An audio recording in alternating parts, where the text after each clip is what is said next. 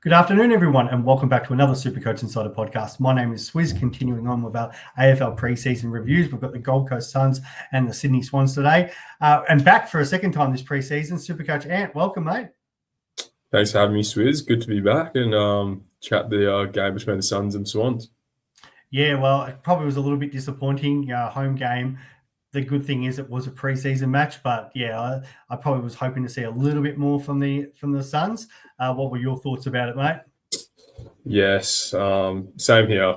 It is only a preseason game, but sort of still seeing signs probably from our game that maybe wanted to sort of tinker out of there by now. But yeah, hopefully Jimmer can get the boys round to go for this week in round 0.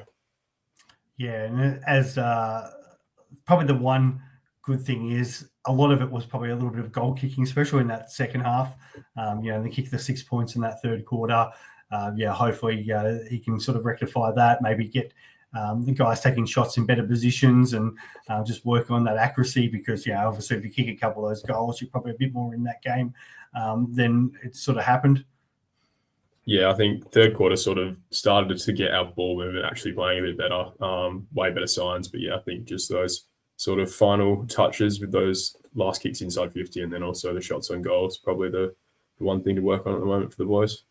Yeah, for sure. All right, we'll jump into the Supercoach stuff. But before we do, as always, check us out on all our social media platforms, in particular YouTube, Spotify. Get in touch with us via X Supercoach Insider 100 and Swizz 26. If those people hadn't got in touch with you last time you were on, mate, how can the good people out there find you? Just Supercoach Ant on Twitter. Beautiful. All right. So from a Supercoach, we'll go to the Gold Coast Suns first. So from a premium point of view, there is a guy that a lot of people have been talking about. It's an annoying buy because he's got round 2, but the skipper, Noah Anderson, did Noah Anderson things at home. The 124 was everywhere, 35 touches. Mate, must have been pretty impressed with the captain. Yes, very impressed. I think it was one that I sort of earmarked coming on for the first time, that just to watch with that home form, and then since then been made the captain. I think you can sort of tell that it's his team now. He's the main man, and yeah, he just looks a different class to anyone else on the team. Sort of just that link-up man, still in and under getting the clearances, and then also jailing one from 55 on the run was pretty special. So yeah, very good player, and he's one that I have locked in my team at the moment. Yeah, there's one every time I kind of need cash and sort of play around with it, I'm like, oh, there is Noah Anderson. I'm trying to avoid the round 2 guys, but at the same time, it's like, if I don't start, how do I get them in? Unless doing something, like a round 3 to a round 2 and then burning a trade. So potentially I still do go there because I do like what he brings. We know the home form is going to be off the charts. And if he improves the away form, and being captain, you'd hope he probably does, he might have an extra, say 20 points a game in those away matches, and all of a sudden we've got an absolute beauty. Yeah, for sure. I think he's one for me as well. I think I'm trying to sort of target players that have that good run early, and I think they've got the bottom 5 from last year in their first 5 like official round 1 to 5 games. So I think they're all games that on paper we should be winning. So yeah, I guess try and ride that again, where if you can get those wins, hopefully he's performing. Yeah, no, for sure. I do like that, mate. The other technical premium, and he's kind of a little bit off that these days, is Matty Rowell. We do know he absolutely starts on fire. Just the 96 super coach. There were a few clangers in that. He only played the 74% game time as well, which kind of is expected at this time of the year, but still did Matt Rowell things, 31 touches and 5 tackles. Where do you kind of sit with Rowley? He's someone that I haven't really considered picking, but yeah, I think his contest work was standard as per for his standards, and then I think he was a bit sloppy with his tackling. 5 free kicks against, gave away probably 2 or 3 high tackles in that. So yeah, probably a few clangers there and left some points on the board. But yeah, he's one of those guys where probably doesn't need the highest amount of DT to go big in Supercoach if he is just getting that in and under with the clearances and then the tackles as well. Yeah, for sure, mate. It's like we know he's going to be playing midfield, and we see the CBA breakdown there. No, not a lot's actually changed from the Suns' point of view. Sometimes you still think the practice matches they might run a few guys in, but it was kind of the same sort of faces with high percentages, Anderson and Rouse. The one that a few people were interested in was Bailey Humphrey. I do see him going a bit earlier now in drafts. Definitely has picked up, especially, I guess, maybe with Flanders out, him not getting the extra time. The hard thing is from a classic point of view, sort of his price, and there he did get the ball, but from a Supercoach perspective, probably didn't use it as well for those 20 touches. Yeah, it's a very sort of nearly game for Bailey. I think the week before in the unofficial practice match is probably best on, and really sort of showed signs with that similar role that he had against Sydney. So I think, there is signs there that he can take that step, but maybe it is just a bit too early for him. Bit inconsistent, still only, I think, 2021, so into his third year, so maybe not quite ready for that breakout yet. Yeah, for sure. The guy who's actually on kick-ins was quite interesting. It was Joel Jeffrey. He took the 4 and a few divided through some of the other players. What can you sort of tell us about him? He is one that's a bit interesting. So he does play forward and back, but I wasn't really sure where he was going to sort of fit into that back line with the additions of Rioli and Noble, because you also have Powell, McAndrew, and then, Ballard and Collins is sort of that main 6. And then you also got people like Butterick and Weller in the mix as well. So I wasn't really sure how Jeffrey was going to fit into it. But I think, that McAndrew injury potentially early maybe sort of freed him up to be that sort of third tall.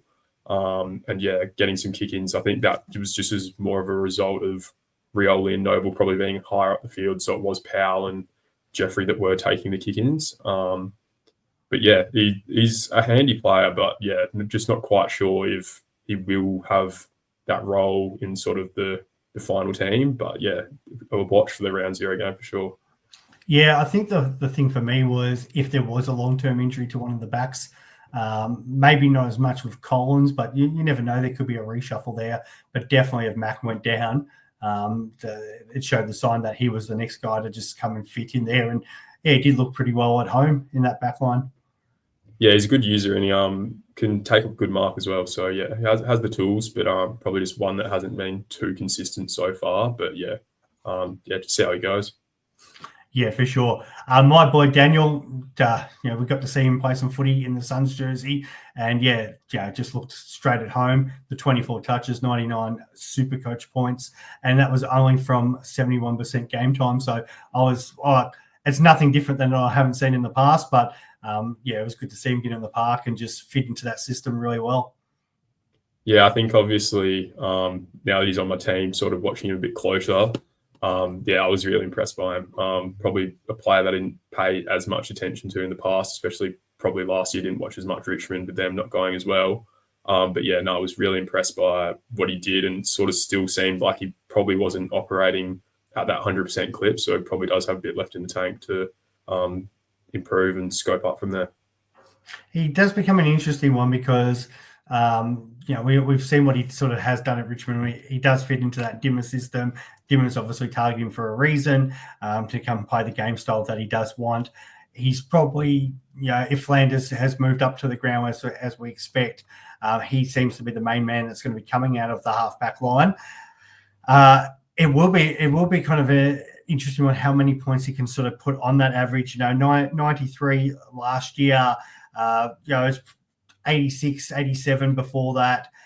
So he's never been sort of that top liner. But, if he is sort of that number one man at the Gold Coast Suns, there could be a bump of 5 to 10 points there. And especially if it becomes sort of that 10 or 12 points, it could be an interesting one as the season rolls on. Yeah, I think it is that's that next step for Dan, really, if he does have that sort of 10-point scope to really match it with those sort of like top 6, 8 defenders, which we haven't seen yet. He's going to get given the tools, that's for sure. See how he goes. But I think probably one you wouldn't want to start, but maybe more of a trading option. Yeah, for sure. Get a good look at him and see where he goes. Surprisingly that the Gold Coast Suns ownership the most is for Sam Flanders still. Didn't play on the weekend. I'd be personally avoiding and just seeing what happens there. Ben Gibson is up there as the third highest too. So probably two guys I'd probably be avoiding. Yeah, Flanders noted on the AFL website as 1 to 2 weeks. So yeah, we'll miss round 0 and probably round 1. So was one I was keen on, but yeah, just with the bad back, just happy to pass, especially at that price. Trading target later in the year. And then, yeah, Jepson was one I was hoping might have given him more of a crack, but yeah, it looks like he is probably in that sort of 22 to 25 player range. And if he's getting a game, probably maybe as the sub as well. Yeah, and that's always the worry for someone like that. If it's a sub, but it's not going to make cash. But again, if we know injuries will probably take place at some point throughout the year, so just one to monitor, because if they have good VFL form, they can obviously push their way in. The last guy there from a scoring point of view was Will Powell, and we know obviously these halfback flanks. The problem is halfback flanks during these preseason games do quite well, but it was a very impressive game from himself. Yeah, he's an interesting one because start of last year I sort of was looking at him quite a bit because he was sort of that main kick-in man, but then sort of Sam Flanders went back down there, so sort of stole a bit of his thunder and a bit of his pill. But no, he's one that probably doesn't need to average your sort of 30 touches to score high. He can go those sort of low 20s because he's that inset marker, uses it really well by foot. And I think he probably will still be the designated kick and taker, even with Rioli and Noble. But yeah, obviously just with Rioli and Noble there's going to be sharing of that distribution, so it doesn't really have that monopoly on it. So yeah, probably a pass. And just maybe he's just that sort of fringe primo option that's around the mark, but sort of not really pushing your top liners. Yeah, for sure. Is there anybody else from that game, mate, that we've missed? Gold Coast wise, I think that's pretty much it. Lockie Goldman was a 99k rookie. He's been around the mark at the moment, but yeah, I don't think he's going to score too well. So yeah, probably a pass on him as well. Yeah, and it's always frustrating with that. Sam Closeley, just as a one that I've actually been seeing going really late in drafts. For whatever reason, people just continue to bypass him when there's other options. I don't know if it's because they've got buys or it's just a name that they're not familiar with. But we knew he's pretty well locked in the wing these days, and just the fact that he's going so late.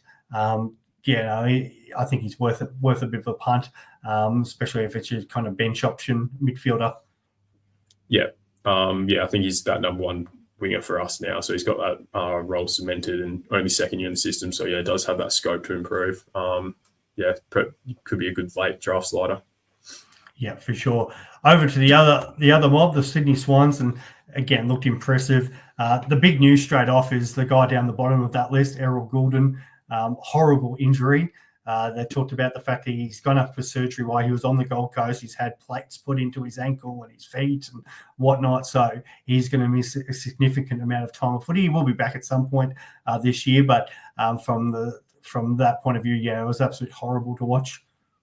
Yeah, it was a hard one to watch, seeing the ankle get stuck under there. Done a couple of ankles in my time as well, and they're not good fun. So yeah, wishing Errol all the best. But yeah, I'm sure he'll be back better than ever. He's a great player and has insane work rate. So yeah, I'm sure we'll see him fit and firing soon. Yeah, with injuries comes opportunity, and there was a young boy who took that opportunity in Angus Sheldrick. So he is definitely a growing percentage. I feel like somebody said it was like 4 or 6% when we went into the game, and he's already up to 25%. I'm surprised that hasn't probably gone higher, but yeah, if there was ever a guy who was next on the cab in the rank to take that opportunity, it was always going to be Sheldrick. Yeah, he's one that I've sort of been watching for a couple of years now, because I think when he has gotten his opportunities, he's looked really good in the VFL as well. Is kind of hard with Warner and Heaney missing to see that if he did have that CBA role. Had the 14, so had quite a few, so he was in the mix. But yeah, hopefully we get to see him round 0 so we can see him with Warner and Heaney and see what that mix is like. But yeah, he's one I've had in the team since pretty much the start of preseason, and yeah, keen to see how he goes. I think he's got a lot of upside for him. Yeah, like we expect, and we said there, like Jordan, depending on what role he uses, they use him a bit more, that sort of tagger. I don't think it'd be as much as McInerney. I do feel like Sheldrick gets that opportunity. So, yeah, probably Rowbottom, as you said, Heaney, Warner, And then, you might be looking at Sheldrick as either that fourth or that fifth banana, which will still be good enough. Even I feel like he's less chance of being a sub risk now. He'll probably be starting off that bench and then rotating through. But even at that price of 160,000, I think he's definitely worth a spot, if not on our fields, at least at M9. Yeah, I've got him on the field at the moment. I think he should hopefully have a good enough role, and I think he's ready enough and had enough preseason now that he can have an impact. Yeah, 100%. The other one that a lot of people have been loving this preseason, currently only in 15% of teams, and he's in my team at the moment, is Matty Roberts, 119 Supercoach. Didn't probably have the role of kickouts that we would normally like, and we kind of see those kick-out numbers there. He did have 3 of them, but it wasn't sort of a monopoly. He got those 3, I think, when Blakely kind of went off the field. So he has been playing kind of more a little bit of that Dan Houston role where he's sort of that one kick off the play. But, he just finds the ball at will, 27 touches, 11 marks, loves to kick the ball. And, like this kid's got a lot of scope. Yeah, he's one that actually has made his way into my team as well. I think we saw in that sort of 7-game run last year, he went 110-ish, that he can score at an elite clip. And I think, even though he wasn't taking the kick-outs, he was always that one that was sort of in the pocket and got used to that short one. So he was always still getting points from the kick-out situations, which was good. And I think, it was watching the game, it was a very easy 27. Didn't really break much of a sweat, but just used it well and just accumulated it. And he, looked really impressive. Yeah, and that's probably the thing too. As you said, he didn't break a sweat. It was just business as usual. They've clearly pushed Lloyd further up the field to let Roberts be that sort of main guy outside of the back line. And the fact that they've got the Lizard down there, who's probably going to get more attention than what Roberts ever will, just because how explosive he can be with his meaty gains. It sort of bodes well from a Supercoach perspective. Yeah, I think Blakey obviously going to be the main target, and only played the 43% game time, but I think round 0 we'd get a look at that mix again. And I think we saw throughout the whole second half of last year that Roberts can score when Blakey is still taking kick-outs as well. So I think there's enough points back there for both of them. Yeah, 100%. Swans have a few rookies going around, well, rookie price guys at least. A bit unfair calling Ben Patton a rookie, but has been around the system for a while, but he's a very nice price. But Patton, Riley Bice, and even I've had a few people message me asking about the journeyman, Aaron Francis, but all those Swans backmen, looked at home. Yeah, I think Bice was probably the one that really impressed me the most. I think he came on after Goulden got injured, and then, was really sort of involved in those link-up plays in the back line, and, took a few kick-outs as well. So I think really promising signs, mature age recruit as well. So just ticking a lot of boxes there. And backline rookie's probably not looking the best at the moment. So, I think if he's getting the game round 0 and goes all right, and then round 1, I think he's a lock for most of us. Yeah, talking to a few Swan supporters, the thought is, it's more likely one plays than the other, but it's not out of the world that both could actually find their ways in. One starts on ground, the other one starts as that 7th defender rotating around. So the fact that Patton is forward defence, if you didn't want the three Swans in your back line because you're trying to manage your buys and you wanted to go Roberts and Bice, you can still put Patton as part of your bench setup in the forward line. Yeah, I think that's an interesting one for me as well. I've got Holmes in my back line, so if that sort of Geelong game doesn't get moved, I don't really want the 3 defenders from that round 3 bye. So, having that flexibility is handy. And I've sort of also looked at having a defender mid to be able to do that sort of swing as well. Yeah, for sure. And it does get really handy with that. And kind of, again, the Swans percentages aren't as high as some of the others just because they do have that early bye, which is kind of no surprise there at all. But, with Callum Mills, still 12% of teams. So there's a few people that haven't obviously updated their side. There's an easy one. Mills try to find that cash and get up to Roberts for, it's just an easy move in regards from a Supercoach point of view. What would, say, a Heaney, for example, would have to do to make you sort of take some notice? Because we've got so many of these great midfielders. We saw what Dacos obviously did to Richmond in half a game. With Lachie Neale's just a superstar. There hasn't been as much talk about Isaac, but we know the guy's an absolute jet. Is there anything he can potentially do to sort of sway you to go, oh, I need to pick him in this first game? Or is it just a fact of there's just too many other good guys? I think it honestly would. I could easily see myself picking Heaney. I think he's a great player, and I think he's a player that suits best 18 Supercoach really well as well. He's got that really high ceiling, so he can punch out those monster scores, which is probably what you're looking for in those best 18 games. But I think it honestly comes down to if that Geelong-Brisbane fixture gets moved and I can sort of negotiate not having to deal with the Geelong and Brisbane players on that bye as well, sort of gives you more freedom to select more of these Geelong and Sydney guys. So yeah, I think honestly that rescheduling of fixturing probably would be the main factor in determining if I do go Heaney. But yeah, if that game does get moved, would be seriously one I would consider. Yeah, and I think, we all got short memories, and maybe because he had that did not play against those Kangaroos, 72, 82, 75 late in the year, and some people start thinking, kind of getting burnt by this guy. But, up till sort of round 17, he was still averaging just a tick under 123, and for majority of the season, he was up around the 130 mark as he was leading to that first bye. So how quickly do we forget how much of a jet this guy is, and the fact that Goulden's not there, Mills isn't there in the early rounds, we expect a lot of ball to still go through Heaney early. Yeah, I think he was obviously his start to last year was quite insane, and people were talking about him as the Brownlow favourite. So yeah, I think like you're saying, people do forget, and you sort of do just have that sort of recency bias of remembering the second half of the year. But yeah, you got to remember that guy was in the best form in that whole competition for the first half of last year. So yeah, he's one that you probably just can't write off under any circumstances. Yeah, no, so I thought it was worthwhile kind of talking about him at a little bit more length because, I feel like a lot of people are avoiding. And again, from a draft perspective, you got guys like Rowbottom. Amazing that this guy just sits there all day and nobody touches him, especially with, as we've said, Mills, Goulden missing 68% game time and still put out a ton. I wouldn't be looking at him from a classic point of view, but if he's sitting there in that range where you're picking next, oh my God, I'd be jumping on Rowbottom every day of the week at the moment. Yeah, he's sort of him and Willem Drew sort of give me the same vibe, sort of that blue piece mid that he's always going to be in the rotation because he just sort of helps those stars go to work, and he's a really important player.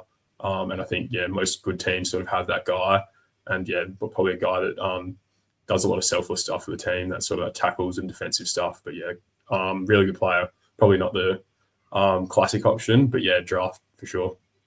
Yeah, it's funny actually. You said William Drew because he was the one I just picked up after Rowbottom too. So, these are the sort of things that really help you win your draft league because you've got guys who are, like your Butters and your Gouldens and Mills who are missing significant amount of footy at the start of the season, and you're going to get a leg up by having these guys who are just locked into the midfield. Yeah, I think you got that with your Horn Francises as well, and Connor Rozier's obviously both getting Horn Francis already quite popular, but I think Connor Rozier after what he did on the weekend, gaining quite a lot of popularity, and I think at an underpriced price is one that people are considering. Yeah, no, for sure. Before we wrap it up, mate, Gold Coast, the weather could be an interesting one this week. I expect, unlike the Brisbane game, which would be completely up in the air, the Gold Coast game should go ahead. They said it could be pretty slippery up there.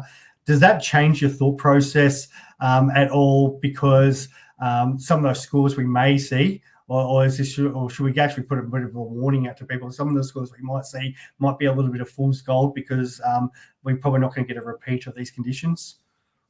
Well, yeah, I think if that's what the conditions are, I think a Matt Rao 200 might not be off the cards, just in and under and tackling. So, I think, probably a bit of fool's gold with him in those conditions. If he does drop maybe a 150, he does love the start of the season and does love those conditions. So he'd be probably one that I still probably wouldn't pick even if he does go big.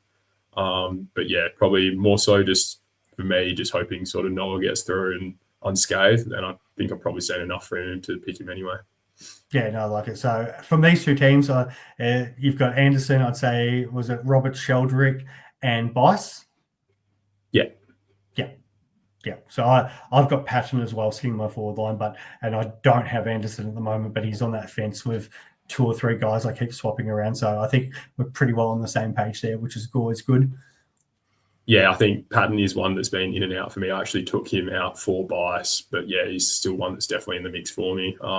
Probably more so just see how the teams go in round 0 and round 1 and then go from there.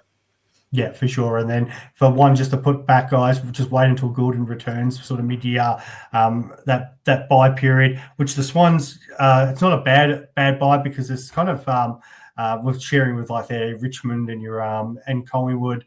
I think it might even be with your boys as well. It's in round 15, round 14. Yeah, it is your boys. So if there's probably not a lot of premiums we're going to be targeting for Richmond, and most people are probably going to have Dacos by then anyway. So it might just fall in the perfect time that sort of Gordon has a little bit of a lull coming back, and then obviously might have hit the season on the second half of the year. Yeah, I think obviously with a lot of these stars that are out, you maybe sort of hope they start a bit slow. So your Gouldens, your Butters, your Bonts, maybe get them a bit of a discounted price, and then once they do hit their straps, will be a great pickup and hopefully give you a bit of boost. Yeah, for sure. Well, mate, I think that covers everything from the Gold Coast Sydney point of view. I appreciate you joining me today. Thanks for having me, Swizz. Pleasure talking as always. Always, mate. All right, community, continue to check us out for our pre-season guides, and we will talk soon. Catch us.